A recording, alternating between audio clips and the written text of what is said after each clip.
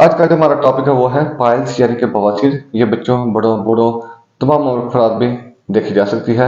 हमारे माशरे में सब मुर्गाओं का चाय काफ़ी सिगरेट अल्कोहल इसके अलावा वो सारी चीज़ों का इस्तेमाल हो रहा है जिसकी वजह से कब्ज और बवासीर जैसे अमराज आम देखने में आ रहे हैं। इसके अलावा हमारे माशरे का तकरीबन 80% जो लोग हैं वो डाइजेस्टिव सिस्टम की खराबी में मुब्तला हैं। आज हम इनकी वजूहात, इनकी अलामात, इनकी बवासीर के कितने अक़साम होते हैं, उनका क्या हल है, ये सारा इस मामले को हम डिस्कस करेंगे। तो चलते हैं वीडियो की तरफ। बवासीर यानी मक्कत के अंदर मरीजों के फूल जाने को बवासीर कहते हैं। यानी पोर्टल वेन ट्रैक्ट जो बनता है, जब रेक्टम में मरीदें फूल जाएं और ब्लड सर्कुलेशन ठीक ना रहे तो मक्कत के अंदर मरीदें फूली रहती हैं। ये तो मेडिकल का इल्म है, लेकिन आम मरीज जब बहाना करते हैं तो इनको दर्द, कब्ज या ब्लीडिंग जैसे मसाइल का सामना करना पड़ता है। बाद मरीजों को तो पता ही नहीं चलता कि ये तकलीफ है क्या, और जिनको पता चल जाता है वो शर्मिंदगी की वजह से किसी को बताते नहीं हैं। और जब बहुत तकलीफ बढ़ जाए तो फिर आर्जी तौर पर मेडिसिन लेकर गुजारा कर लेते हैं। बवासीर मुख्तलिफ अक़साम की होती है। अंदरूनी बवासीर जिसमें तकलीफ रेक्टम के अंदर होती है और लुआबदार झिल्ली से ढकी रहती है। बैरूनी बवासीर जो कि रेक्टम से बाहर होती है। बादी बवासीर जिसमें दर्द होती है। खूनी बवासीर जिसमें ब्लीडिंग होती है। मुख्य वाली बवासीर जिसमें मुंह के रेक्टम के अंदर भी हो सकती है और रेक्टम के बाहर भी होती है। ये सख्त और नरम और ब्लड से भरे भी हो सकते हैं। आज हम बादी बवासीर के टापों को बहस में लाएंगे। इसकी क्या वजूहात हैं। हमल के दौरान रहम के बढ़ने से मरीजों पर दबाव पड़ता है और प्रोजेस्टेरोन हार्मोन का मसल पर भी असर होता है जिसके बायस बवासीर की शिकायत हो जाती है। दायमी कब्ज रहने की वजह से क्रॉनिक कॉन्स्टिपेशन की वजह से भी बवासीर हो सकती है। गैर मुतवाजन खुराक, ज्यादातर फास्ट फूड, मक्कत के अंदर रसोली की वजह से भी बवासीर हो सकती है। मुरूसी भी हो सकती है। आंतों के अंदर इन्फ्लेमेशन की वजह से भी हो सकती है। जिगर में खराबी के बायस भी हो सकती है, जिसमें पोर्टल वेन में रुकावट या दबाव हो सकता है। ज्यादा देर तक खड़ा रहने से भी बवासीर हो सकती है।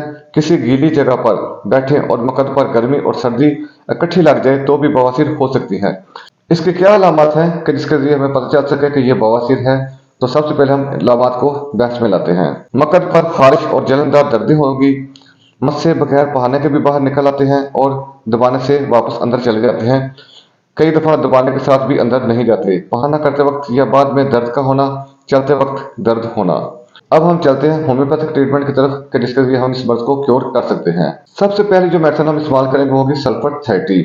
सल्फर 30 अकेले ही काफी होती है। सल्फर 30 की अगर चंद खुराकें आप सुबह दोपहर शाम हफ्ता या 10 दिन दें तो बहुत फायदे हासिल होते हैं। और दूसरी अद्वियात के असर को अगर तेज करना हो तो इंटरकरेंट रेमेडी के तौर पर 30 की एक डोज दे सकते हैं। उसके बाद मेडिसिन आ जाएगी वो होगी स्टॉफिक्सिगेरिया। अगर ऑपरेशन के बाद बवासीर का आर्जा हो जाए तो सीएम में इसकी चंद खुराकें देने से आराम आ जाएगा।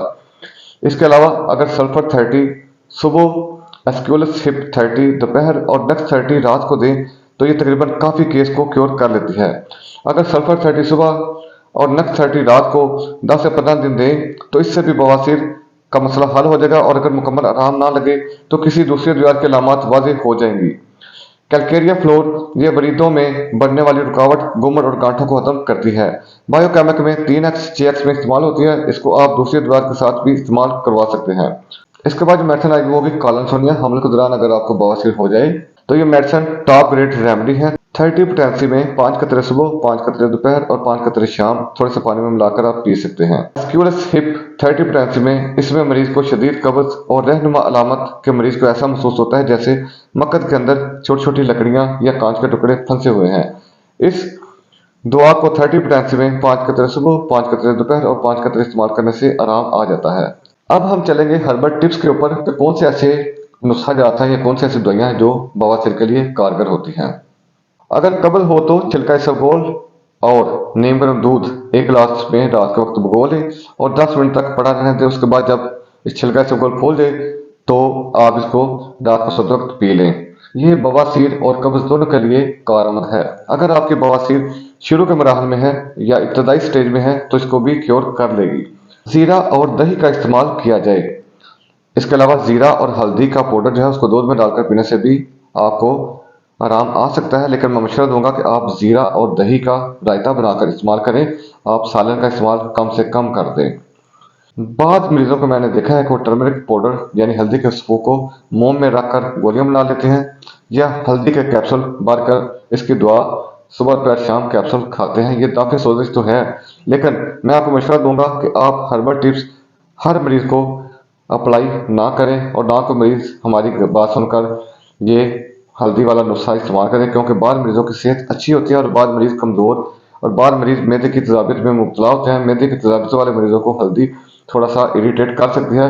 घर पर आपने खुद हल्दी वाला टिप इस्तेमाल नहीं करना, बल्कि मालिक से रब्ता करें। मुकम्मल मुआयना के बाद अगर आपका मालिक सजेस्ट करे तो फिर आप वो जो मेडिसिन दे आप खा सकते हैं। होम्योपैथिक में अल्हम्दुलिल्लाह हर स्टेज का होनी हुई आबादी इलाज मौजूद है और इसका कोई साइड इफेक्ट भी नहीं है। अब चलते हैं हम ज़रूरी हिदायत की तरफ कि किन चीज़ों को अप्लाई करके मरीज़ अपने आप को सेव कर सकता है। मरीज़ को काली मिर्च, लाल मिर्च, गरम मसाला से मुकम्मल परहेज़ कराएं। ग़िज़ा खाना चबा चबा कर खाएं। सिगरेट, चाय और फास्ट फूड से मुकम्मल परहेज़ करवाएं। दूध हज़म ग़िज़ा खाएं। मुर्गन ग़िज़ाओं और नान से परहेज़ करवाएं। पानी का इस्तेमाल ज़्यादा से ज़्यादा करें और सुबह शाम सैर करें। रात सोने से पहले नीम गर्म पानी आधा गिलास ज़रूर पिएं। फलों में आप पपीता, अमरूद, सेब, आड़ू, नाशपाती, आलू बुखारा, तरबूज का इस्तेमाल कर सकते हैं। ये तो थी कुछ हदायत जिन पर अमल करके आप बवासीर जैसी मूजी मर्ज से बच सकते हैं। उम्मीद है आज की वीडियो आपको पसंद आई होगी। अगर पसंद आए तो इसको लाजमी लाइक करें, शेयर करें और चैनल को सब्सक्राइब करें और बेल आइकन को प्रेस कर दें ताकि आने वाली हर वीडियो आप तक पहुंच सके। अस्सलाम वालेकुम वरहमतुल्लाहि वबरकातुहू।